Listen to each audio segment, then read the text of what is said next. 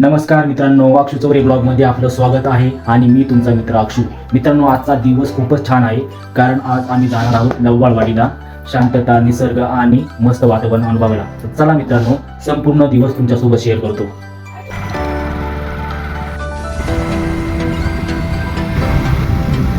इथे वासाळीपर्यंत पोहोचलो मित्रांनो.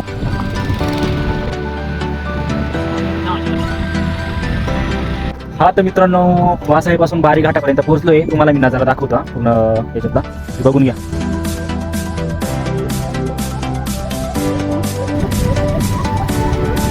मग बारी घाट वरती चढून आल्यावर इथे इगतपुरी तालुक्याची हद्द समाप्त होते आणि अकोला तालुका लागतो.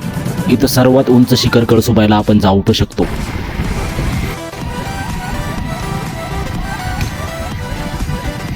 हा तर इथून राईट मारून आम्ही शेंडीला गेलो. हे आहे चिचोंडी कॉलेज. इथं आम्हाला राईट मारून लव्वाळवाडीसाठी जायचं होतं. मग आम्ही राईट न मारता लेफ्ट मारून शेंडीत गेलो. इथून आम्ही वडापाव पार्सल घेतले. इथून भेळ पण घेतली.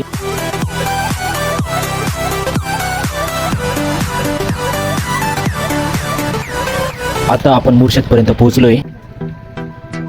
इथे शेंडीमधून घेतलेला नाश्ता करायचा होता. मग पहिला नाश्ता केला, मग पुढे निघालो.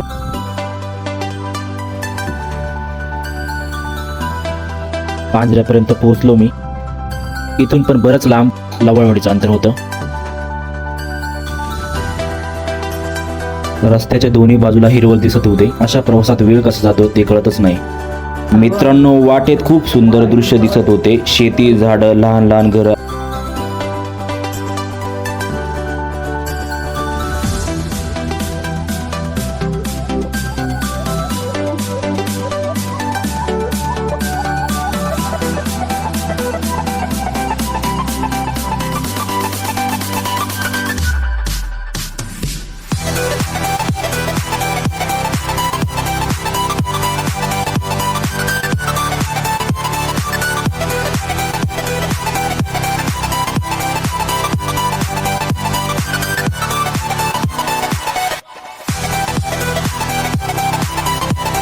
मित्रांनो, आपण लव्वाळवाडीच्या प्रवेशद्वारापाशी एंट्री करून राहिलो.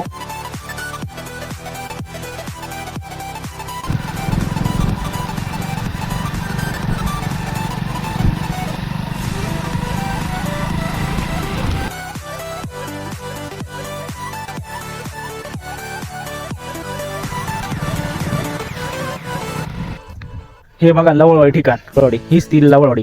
आपण ज्या गोष्टी बोलतो ना, लव्वाळवाडी खूप प्रसिद्ध आहे सोशल मीडियावरती. तर हीच ती नाही का, दोन्ही बाजूला पाणी मधून असत आहे. तुम्ही बघू शकता.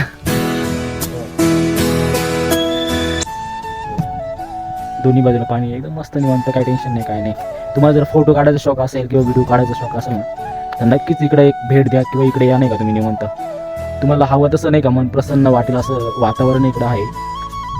आणि भरपूर तुम्हाला आनंद भेटायचा नाही का. एकदम शांतता, निसर्गरम्य वातावरण नाही का. बघू शकतो.